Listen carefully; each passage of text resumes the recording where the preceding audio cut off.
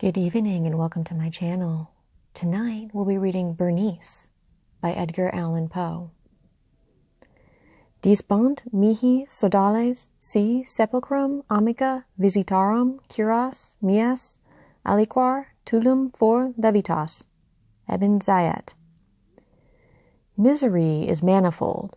The wretchedness of earth is multiform. Overreaching the wide horizon as the rainbows, its hues are as various as the hues of that arc, as distinct too, yet as intimately blended. Overreaching the wide horizon as the rainbow, how is it that from beauty I have derived a type of unloveliness? From the covenant of peace, a simile of sorrow. But as, in ethics, evil is a consequence of good, so in fact, out of joy is sorrow born. Either the memory of past bliss is the anguish of today, or the agonies which are have their origin in the ecstasies which might have been. My baptismal name is Aegeus. That of my family I will not mention. Yet there are no towers in the land more time-honored than my gloomy, gray, hereditary halls. Our line has been called a race of visionaries, and in many striking particulars, in the character of the family mansion, in the frescoes of the chief's saloon, in the tapestries of the dormitories, in the chiseling of some buttresses in the armory, but more especially in the gallery of antique paintings, in the fashion of the library chamber, and lastly, in the very peculiar nature of the library's contents. There is more than sufficient evidence to warrant the belief. The recollections of my earliest years are connected with that chamber, and with its volumes, of which later I will say no more. Here died my mother. Herein was I born. But it is mere idleness to say that I had not lived before, that the soul has no previous existence. You deny it? Let us not argue the matter. Convince myself, I seek not to convince. There is, however, a remembrance of aerial forms, of spiritual and meaning eyes, of sounds, musical yet sad, a remembrance which will not be excluded, a memory like a shadow, vague, variable, indefinite, unsteady, and like a shadow, too, in the impossibility of my getting rid of it while the sunlight of my reason shall exist. In that chamber was I born. Thus, awaking from the long night of what seemed but was not nonentity, at once into the very regions of fairyland, into a palace of imagination, into the wild dominions of monastic thought and erudition, it is not singular that I gazed around me with a startled and ardent eye, that I loitered away my boyhood in books, and dissipated my youth in reverie, but it is singular that as years rolled away, and the noon of my manhood found me still in the mansion of my fathers, it is wonderful what stagnation there fell upon the springs of my life. Wonderful how total an inversion took place in the character of my commonest thoughts. The realities of the world affected me as visions, and as visions only, while the wild ideas of the land of dreams became, in turn, not the material of my everyday existence, but in very deed that existence utterly and solely in itself. Berenice and I were cousins, and we grew up together in my paternal halls. Yet differently we grew, I, ill of health and buried in gloom, she, agile, graceful, and overflowing with energy, hers the ramble on the hillside, mine the studies of the cloister, I living within my own heart and addicted body and soul to the most intense and painful meditation, she roaming carelessly through life with no thought of the shadows in her path or the silent flight of the raven-winged hours. Berenice, I call upon her name, Berenice, and from the gray ruins of memory 1,000 tumultuous recollections are startled at the sound. Ah, vividly is her image before me now, as in the early days of her light-heartedness and joy. O gorgeous yet fantastic beauty! O sylph amid the shrubberies of Arnheim! O naiad among its fountains! And then all is mystery and terror, and a tale which should not be told. Disease, a fatal disease, fell like the simoon upon her frame, and even while I gazed upon her, the spirit of change swept over her, pervading her mind, her habits, and her character, and in a manner the most subtle and terrible, disturbing even the identity of her person, Alas, the destroyer came and went, and the victim, where is she? I knew her not, or knew her no longer as Berenice. Among the numerous train of maladies superinduced by that fatal and primary one which effected a revolution of so horrible a kind in the moral and physical being of my cousin, may be mentioned as the most distressing and obstinate in its nature, a species of epilepsy not unfrequently terminating in trance itself, trance very nearly resembling positive dissolution, and from which her manner of recovery was in most instances startlingly abrupt. In the meantime, my own disease, for I have been told that I should call it by no other appellation, my own disease then grew rapidly upon me, and assumed finally a monomaniac character of a novel and extraordinary form, hourly and momently gaining vigor, and at length obtaining over me the most incomprehensible ascendancy. This monomania, if I must so term it, consisted in a morbid irritability of those properties of the mind in metaphysical science termed the attentive.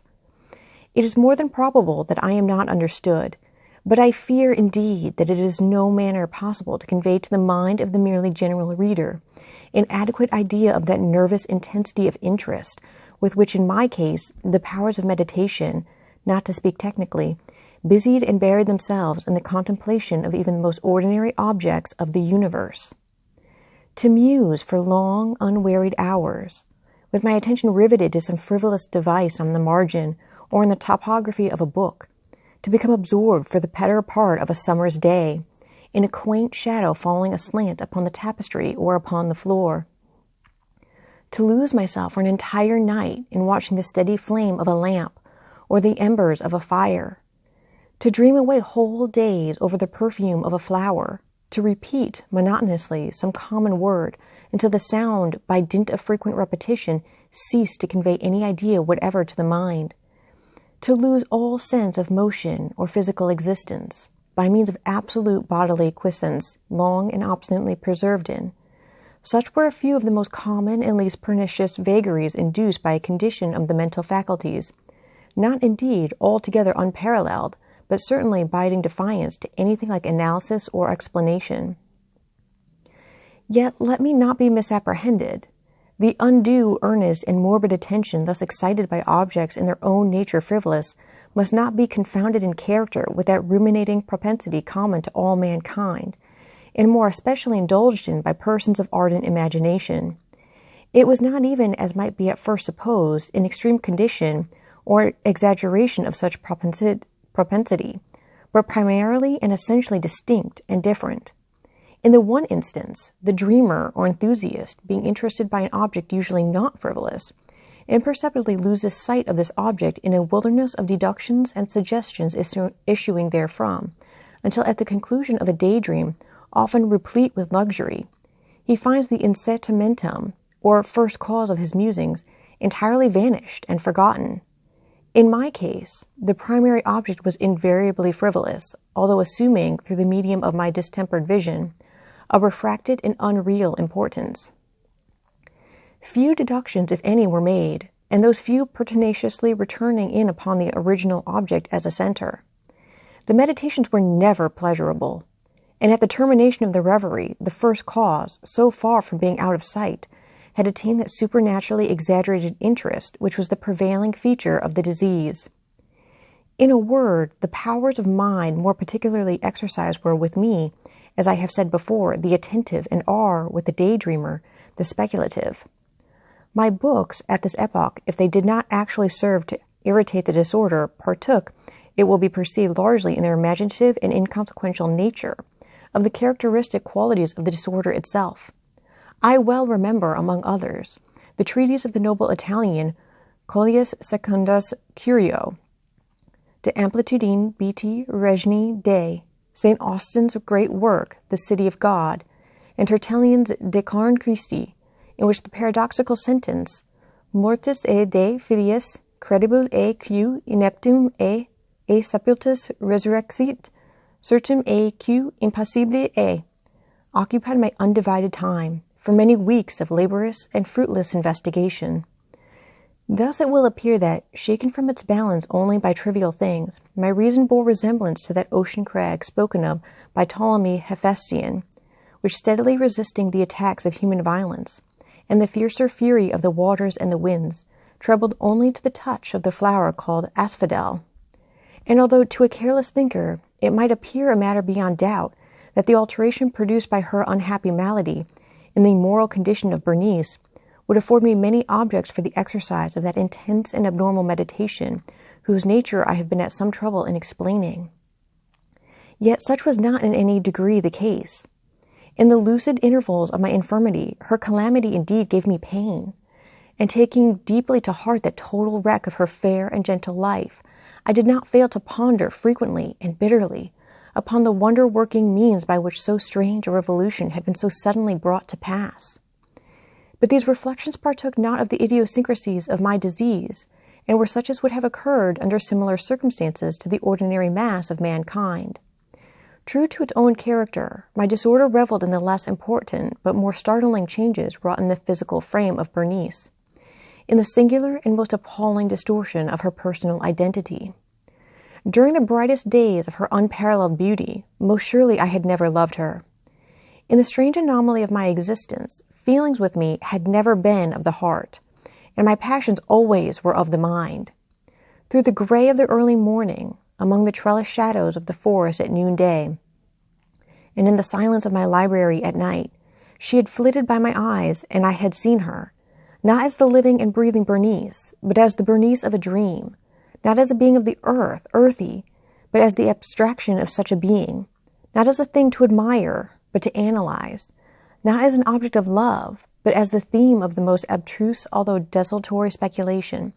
And now I shuddered in her presence, and grew pale at her approach. Yet bitterly lamenting her fallen and desolate condition, I called to mind that she had loved me long, and in an evil moment I spoke to her of marriage. And at length the period of our nuptials was approaching, when upon an afternoon in the winter of the year, one of those unseasonably warm, calm, and misty days which are the nurse of the beautiful halcyon, I sat as I thought, alone, in the inner apartment of the library. But uplifting my eyes, I saw that Bernice stood before me. Was it my own excited imagination, or the misty influence of the atmosphere, or the uncertain twilight of the chamber, or the gray draperies which fell around her figure, that caused in it so vacillating and indistinct an outline? I could not tell. She spoke no word, and I, not for worlds could I have uttered a syllable. An icy chill ran through my frame. A sense of insufferable anxiety oppressed me. A consuming curiosity pervaded my soul, and sinking back upon the chair, I remained for some time breathless and motionless, with my eyes riveted upon her person. Alas, its emaciation was excessive, and not one vestige of the former being lurked in any single line of the contour. My burning glances at length fell upon the face.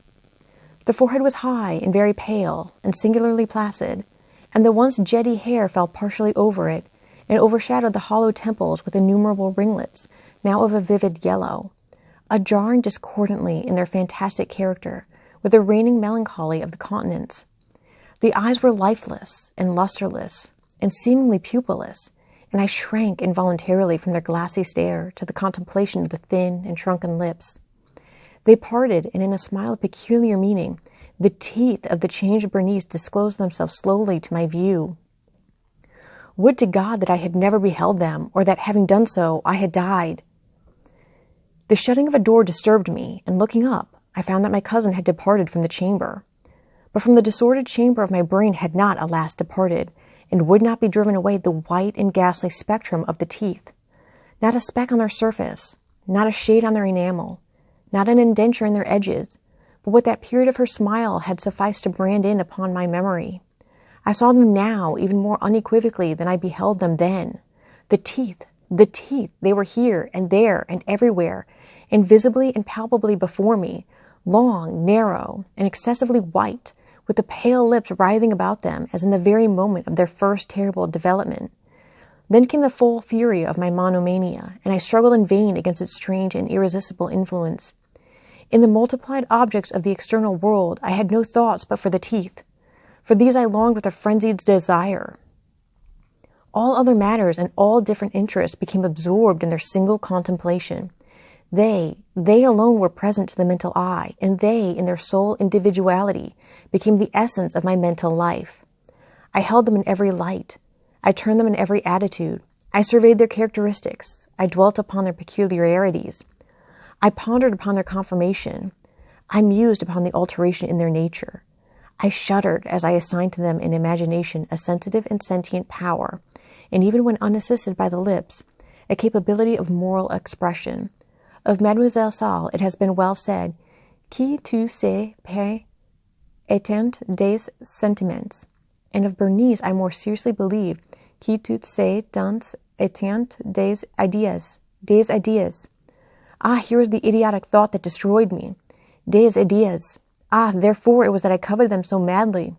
I felt that their possession could alone ever restore me to peace and give me back to reason. And then evening closed in upon me thus, and then the darkness came and tarried and went, and the day again dawned, and the mists of a second night were now gathering around, and still I sat motionless in that solitary room, and still I sat buried in meditation, and still the phantasma of the teeth maintained its terrible ascendancy, as with most vivid, hideous distinctness it floated about amid the changing lights and shadows of the chamber. At length there broke in upon my dreams a cry as of horror and dismay, and thereunto, after a pause, succeeded the sound of troubled voices, intermingled with many low moanings of sorrow or of pain. I arose from my seat, and throwing open one of the doors of the library, saw standing out in the antechamber a servant maiden, all in tears, who told me that Bernice was no more. She had been seized with epilepsy in the early morning, and now, at the closing in of the night, the grave was ready for its tenant, and all the preparations for the burial were completed. I found myself sitting in the library, and again sitting there alone. It seemed that I had newly awakened from a confused and exciting dream. I knew that it was now midnight, and I was well aware that since the setting of the sun, Bernice had been interred. But of that dreary period which intervened, I had no positive, at least no definite comprehension. Yet its memory was replete with horror more horrible from being vague, and terror more terrible from ambiguity. It was a fearful page in the record of my existence, written all over with dim and hideous and unintelligible recollections. I strived to decipher them, but in vain, while ever and anon, like the spirit of a departed sound, the shrill and piercing shriek of a female voice seemed to be ringing in my ears. I had done a deed. What was it? I asked myself the question aloud, and the whispering echoes of the chamber answered me. What was it?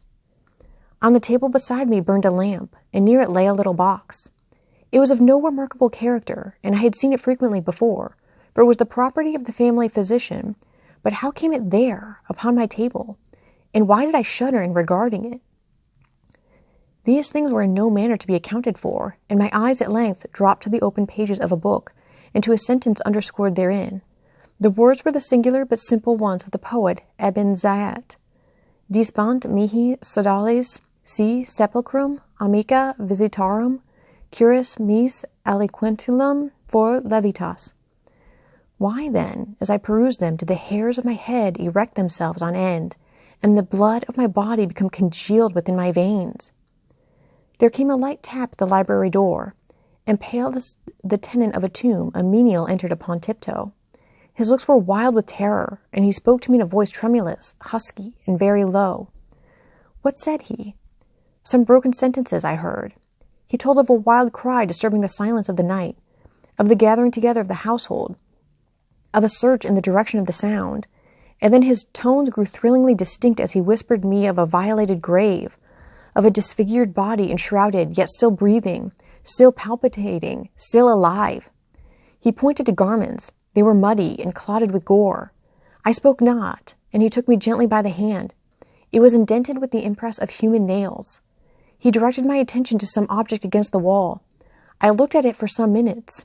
It was a spade.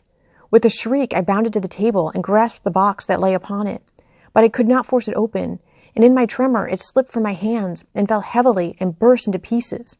And from it, with a rattling sound, there rolled out some instruments of dental surgery, intermingled with 32 small, white, and ivory-looking substances that were scattered to and fro about the floor. Thus ends Bernice by Edgar Allan Poe.